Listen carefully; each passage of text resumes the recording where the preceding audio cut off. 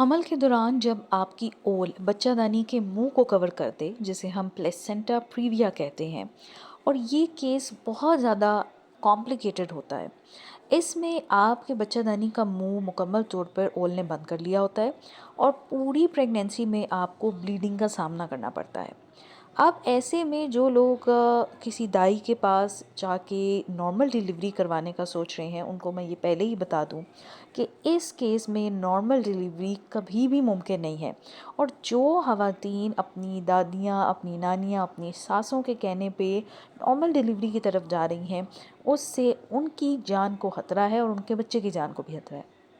अब दूसरी सबसे बड़ी जो कॉम्प्लिकेटेड चीज़ है इसमें, वो है आपका खून का कम हो जाना। क्योंकि आपकी मसलसल ब्लीडिंग हो रही है, एक नॉर्मल हमल के दौरान भी औरतों का एचबी कम हो जाता है, और प्लेसेंटा प्रीविया में क्योंकि आपके जो बच्चादानी का मुंह है, जिसे हम सर्विक्स कहते हैं, उसका ऑलरेडी जो है मुंह आपकी ओल ने बंद किया हुआ है, तो वहाँ से तो प्रॉपर आपकी लगातार ब्लीडिंग हो रही है, और उस ब्लीडिंग की वजह से ही आपका एचबी मज़ीद कम हो रहा है। लिहाजा इसमें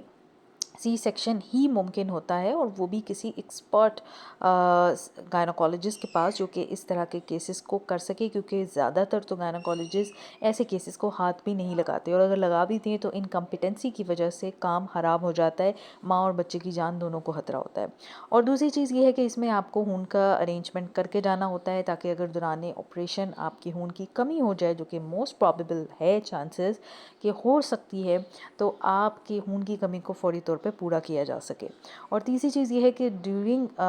द होल प्रेगनेंसी ऑल्सो हमें ये चीज़ मेंटेन रखनी पड़ती है कि आपका एचबी कितना है और पूरा है कि नहीं। उसके लिए एक सिंपल सीबीसी खून का टेस्ट होता है, उसमें हम आपका एचबी देखते हैं और उसके मुताबिक हम ट्रीटमेंट करते हैं।